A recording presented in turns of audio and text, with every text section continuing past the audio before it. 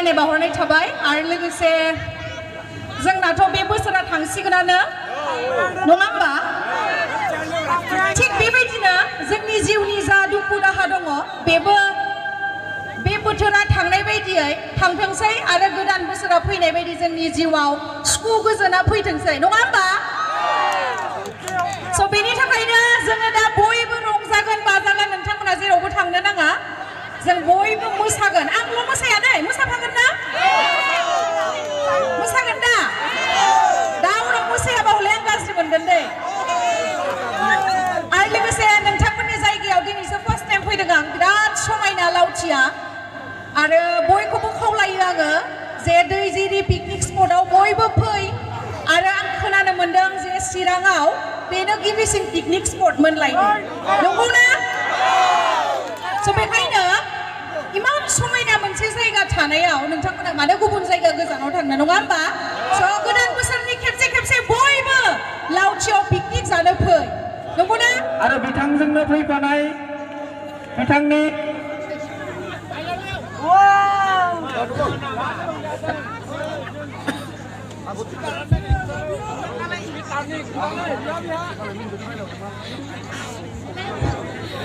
बिथांजोंनो फैफानाय मोसागिरि बिथांमोन दंबावो दा बिथांखौ जोङो जोंनि जौस्राङाव हांख्रायदों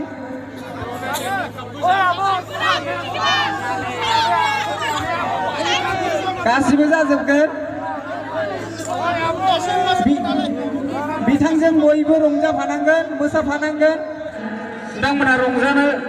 बिथाङा जोंजों रंजानो नोंथांमोनजों रंजाफानोनो फैखादों दा बेनिखायनो नोंथांमोनहा डिसिप्लिनखौ मेनटेन खालामनांगोन दा जों दायो जोङो गेमस्रि दैमारिखौ जोङो जोंनि दैजिरि पिकनिक स्पटनिफ्राय जोङो बरायनानै लाग्रोनि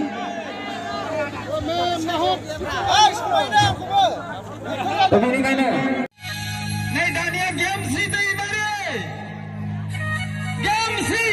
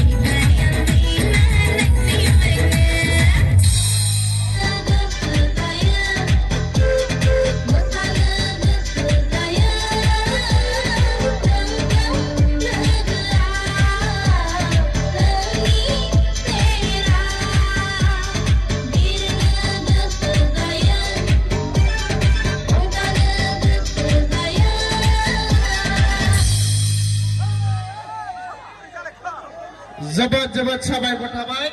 बिथांमोना जोंनि गेजेराव बायदेमलाय सिदेमलाय मोसानानै दाना बा मबाथि सानबाय आरोखि बिसोरो wow what kind of food this wow जायो आरोखि मिथिबाय आमेरिकानफ्रा बिगुर गोजाफ्रा wow like candle what kind of food is candle जायो आरोखि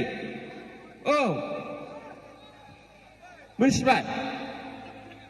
हा खोनाया है र' खोनाहैदोंना उनाव ओमफ्राय गावसोर होनहरबाय आरोखि गावसोरजों गावसोर रायलायबाय आयौ बिसोर माथो ममबाथिखौबो जायो जाहैबाय आरोखि What kind of food this? Like candle, candle, completely candle जाहैबाय आरोखि र' ओमफ्राय बेथ' ममबाथि नङाना थास सुमब्लिसो नंगौ नाङा थालिया र' आं गान खनग्रोनि दे आस्सा फंबाय नोंहा काजु बादाम मोनजानाय लाइनाव फैबायना फैयाखै फैबाय लाइनाव फैबायना फैयाखै फैबाय ओइ र' ओइ बाबु बै लाबोसै माबाया गोसोखाङा गारियाव लायसै